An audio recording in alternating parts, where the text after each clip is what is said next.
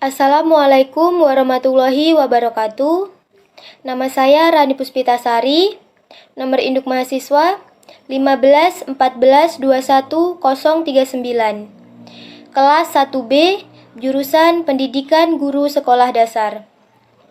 Video ini saya buat untuk memenuhi ujian tengah semester atau UTS mata kuliah pengantar pendidikan.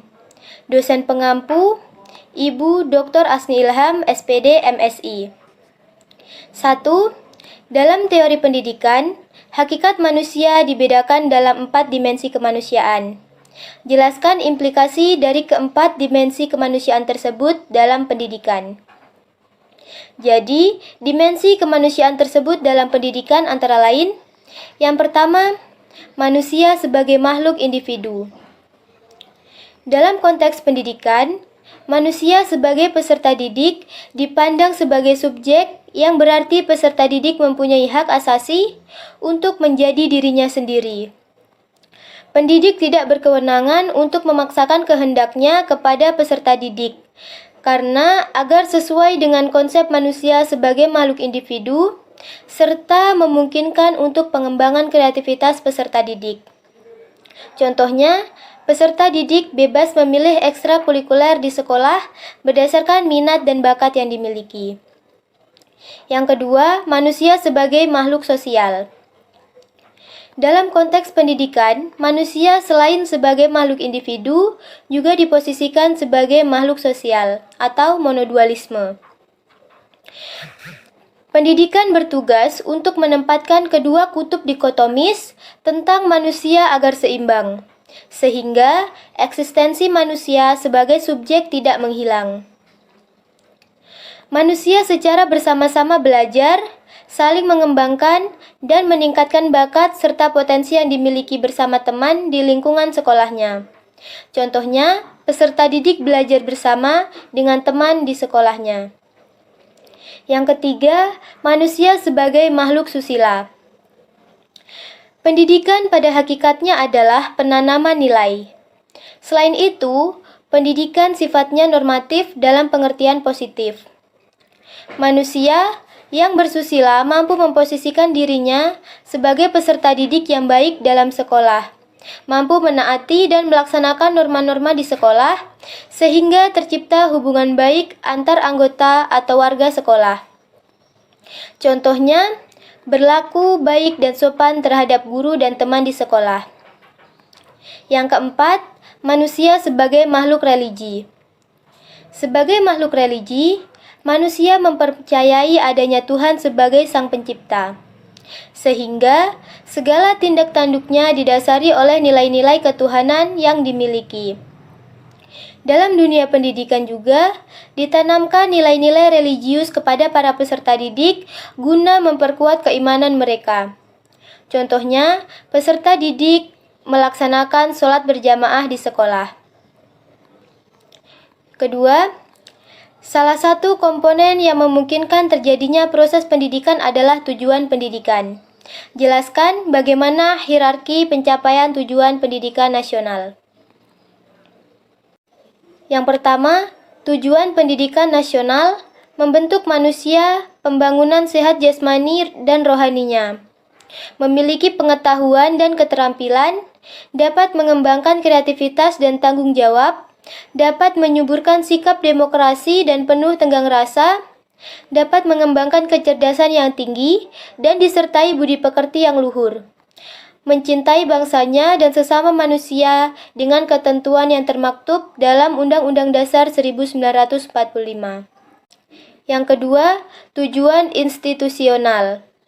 Tujuan yang hendak dicapai oleh setiap jenjang pendidikan. Misalnya, tujuan institusional SD, SMP, SMA, dan seterusnya. Semua tujuan berorientasi pada pencapaian tujuan nasional.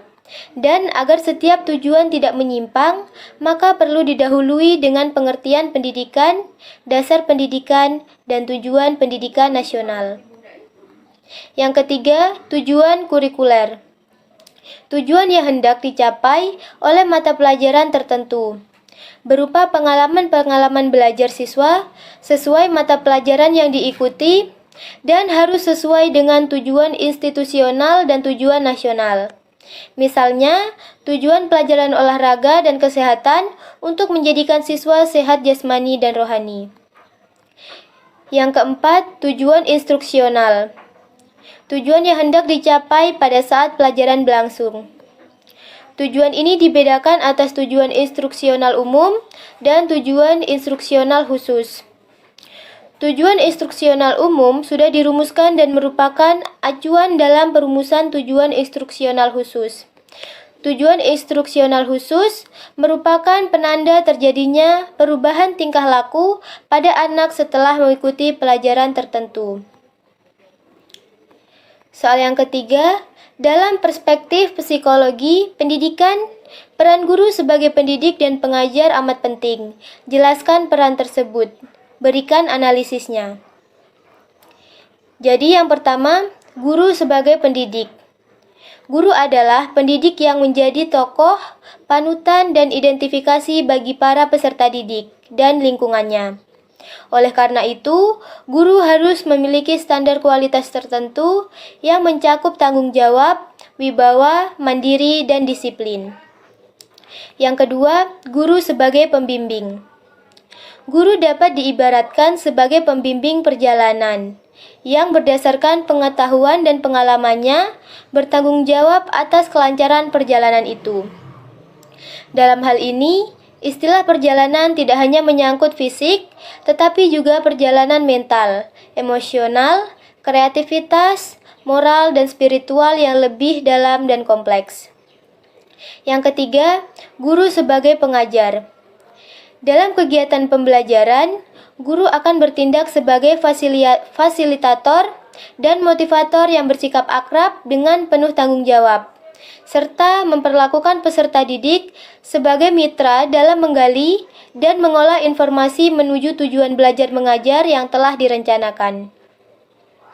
Guru dalam melaksanakan tugas profesinya selalu dihadapkan pada berbagai pilihan, karena kenyataan di lapangan kadang tidak sesuai dengan harapan, seperti cara bertindak, bahan belajar yang paling sesuai, metode penyajian yang paling efektif, alat bantu yang paling cocok, langkah-langkah yang paling efisien, sumber belajar yang paling lengkap, serta sistem evaluasi yang sesuai.